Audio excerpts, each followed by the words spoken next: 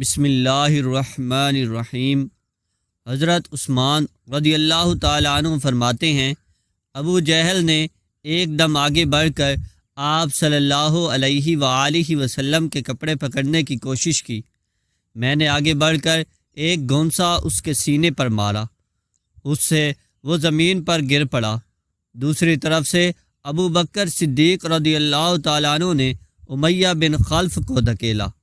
تیسری طرف خود حضور نبی کریم صلی اللہ علیہ وآلہ وسلم نے عتبہ بن ابی معیط کو دھکیلا۔ آخر یہ لوگ آپ کے پاس سے ہٹ گئے۔ اس وقت آپ نے ارشاد فرمایا، اللہ کی قسم تم لوگ اس وقت تک نہیں مرو گے جب تک اللہ کی طرف سے اس کی سزا نہیں بھگت لوگے۔ حضرت عثمان رضی اللہ تعالیٰ عنہ فرماتے ہیں، یہ الفاظ سن کر ان تینوں میں سے ایک بھی ایسا نہیں تھا جو خوف کی وجہ سے کانپنے نہ لگا ہو۔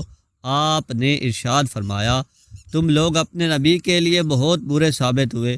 یہ فرمانے کے بعد آپ اپنے گھر کی طرف لوٹ گئے۔ ہم آپ کے پیچھے پیچھے چلے۔ جب آپ اپنے دروازے پر پہنچے تو اچانک ہماری طرف مڑے اور فرمایا، تم لوگ غم نہ کرو، اللہ تعالیٰ خود اپنے دین کو پھیلانے والا، اپنے کلمے کو پورا کرنے والا اور اپنے نبی کی مدد کرنے والا ہے۔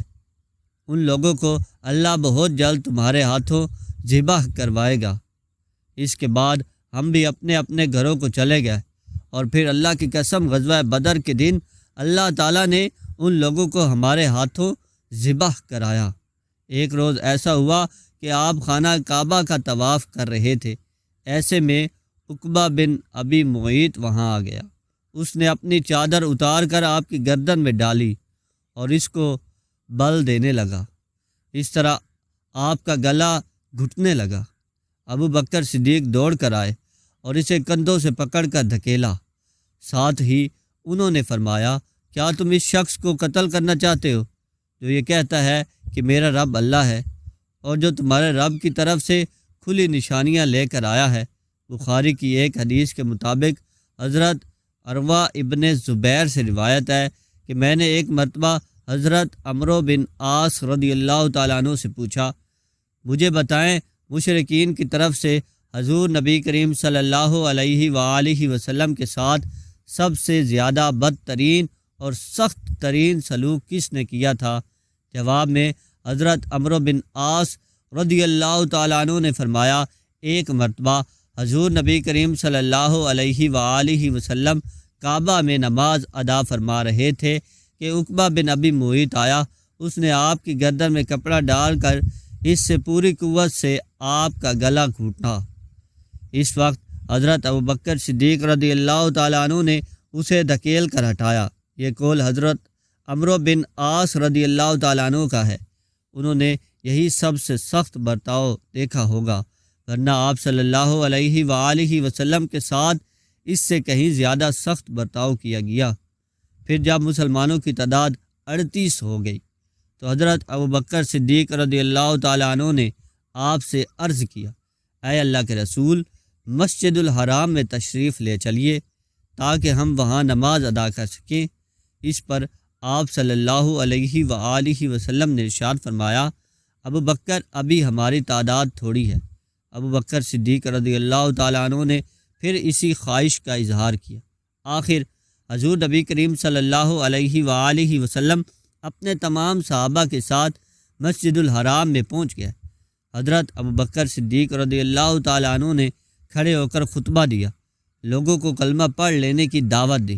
اس طرح حضرت ابو بکر صدیق رضی اللہ تعالیٰ عنہ سب سے پہلے شخص ہیں جنہوں نے مجمع میں کھڑے ہو کر اس طرح تبلیغ فرمائی۔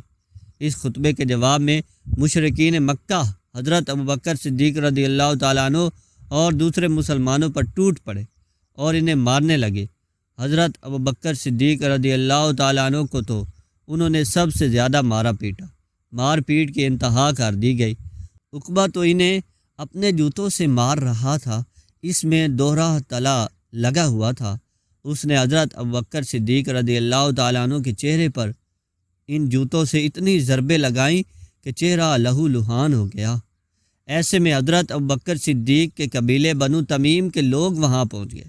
انہیں دیکھتے ہی مشرکین نے حضرت ابوبکر صدیق رضی اللہ تعالیٰ عنہ کو چھوڑ دیا۔ ان لوگوں نے حضرت ابوبکر صدیق رضی اللہ تعالیٰ عنہ کو ایک کپڑے پر لٹایا اور بے ہوشی کی حالت میں گھر لے آئے۔ ان سب کو یقین ہو چکا تھا کہ ابوبکر رضی اللہ تعالیٰ عنہ آج زندہ نہیں بچیں گے۔ اس کے بعد بنو تمیم کے لوگ واپس حرم آئے۔ انہوں نے کہا، اللہ کی قسم اگر ابوبکر مر گئے تو ہم عقبہ کو قتل کر دیں گے۔ یہ لوگ پھر حضرت ابوبکر صدیق رضی اللہ تعالیٰ عنہ کے پاس آئے۔ انہوں نے اور حضرت ابوبکر رضی اللہ تعالیٰ عنہ کے والد نے ان سے بار بار بات کرنے کی کوشش کی، لیکن آپ بالکل بے ہوش تھے۔ آخر شام کے وقت کہیں جا کر آپ کو ہوش آیا اور بولنے کے قابل ہوئے۔ انہوں نے سب سے پہلے یہ پوچھا، حضرت صلی اللہ علیہ وآلہ وسلم کا کیا حال ہے؟ گھر میں موجود افراد نے ان کی اس بات کا کوئی جواب نہ دیا۔ ادھر حضرت ابوبکر صدیق رضی اللہ تعالیٰ عنہ بار بار اپنا سوال دہرا رہے تھے۔ آخر ان کی والدہ نے کہا،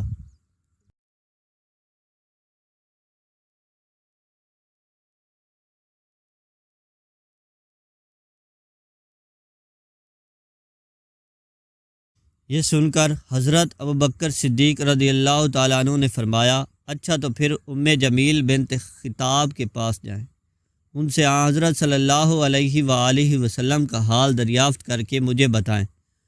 جمیل رضی اللہ تعالیٰ عنہ حضرت عمر رضی اللہ تعالیٰ عنہ کی بہن تھی، اسلام قبول کر چکی تھی، لیکن ابھی تک اپنے اسلام کو چھپائے ہوئے تھی۔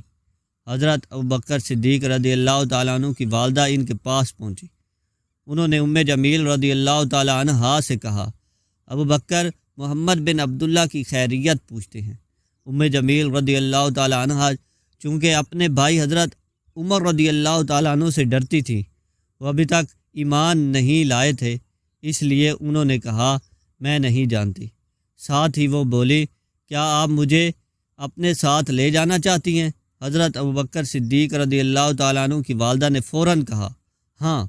اب یہ دونوں وہاں سے حضرت ابوبکر صدیق رضی اللہ تعالیٰ عنہ کے پاس آئیں۔ جمیل رضی اللہ تعالیٰ عنہ نے ابوبکر صدیق رضی اللہ تعالیٰ عنہ کو زخموں سے چور دیکھا تو چیخ پڑی، جن لوگوں نے تمہارے ساتھ یہ سلوک کیا ہے وہ یقیناً فاسق اور بدترین لوگ ہیں۔ مجھے یقین ہے اللہ تعالیٰ ان سے آپ کا بدلہ لے گا۔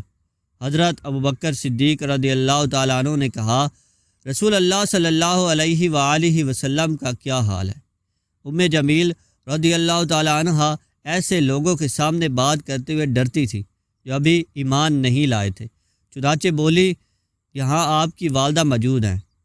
حضرت ابوبکر صدیق رضی اللہ تعالیٰ عنہ فوراً بولے، ان کی طرف سے بے فکر رہیں، یہ آپ کا راز ظاہر نہیں کریں گی۔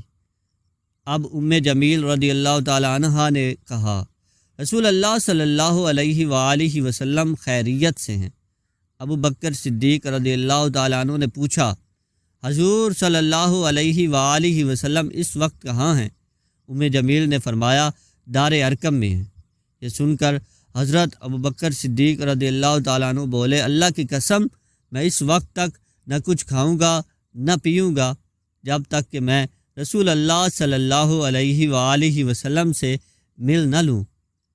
ان دونوں نے کچھ دیر انتظار کیا تاکہ باہر سکون ہو جائے۔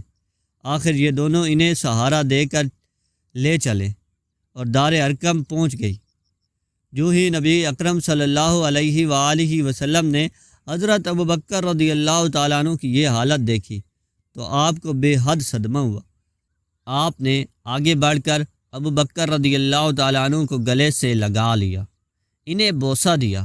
باقی مسلمانوں نے بھی انہیں گلے سے لگایا اور بوسہ دیا۔ پھر حضرت ابوبکر صدیق رضی اللہ تعالیٰ عنہ نے آپ صلی اللہ علیہ وآلہ وسلم سے عرض کیا، آپ پر میرے ماں باپ قربان ہوں، اے اللہ کے رسول، مجھے کچھ تو نہیں ہوا سوائے اس کے کہ میرے چہرے پر چوٹیں آئی ہیں۔ یہ میری والدہ میرے ساتھ آئی ہیں، ممکن ہے اللہ تعالیٰ آپ کے طفیل انہیں جہنم کی آگ سے بچا لے۔ نبی کریم صلی اللہ علیہ وآلہ وسلم نے ان کی والدہ کے لیے دعا فرمائی، پھر انہیں اسلام کی دعوت دی۔ وہ اسی وقت ایمان لے آئیں، جس سے ابوبکر صدیق رضی اللہ تعالیٰ عنہ اور تمام صحابہ کو بے حد خوشی ہوئی۔ ایک روز صحابہ کرام نبی کریم صلی اللہ علیہ وآلہ وسلم کے گرد جمع تھے۔ ایسے میں کسی نے کہا، اللہ کی قسم، قریش نے آج تک نبی کریم صلی اللہ علیہ وآلہ وسلم کے علاوہ کسی اور کی زبان سے بلند آواز میں قرآن نہیں سنا، اس لیے تم میں سے کون ہے جو ان کے سامنے بلند آواز میں قرآن پڑھے؟ یہ سن کر حضرت عبداللہ بن مسعود رضی اللہ تعالیٰ عنہ بولے، میں ان کے سامنے بلند آواز سے قرآن پڑھوں گا۔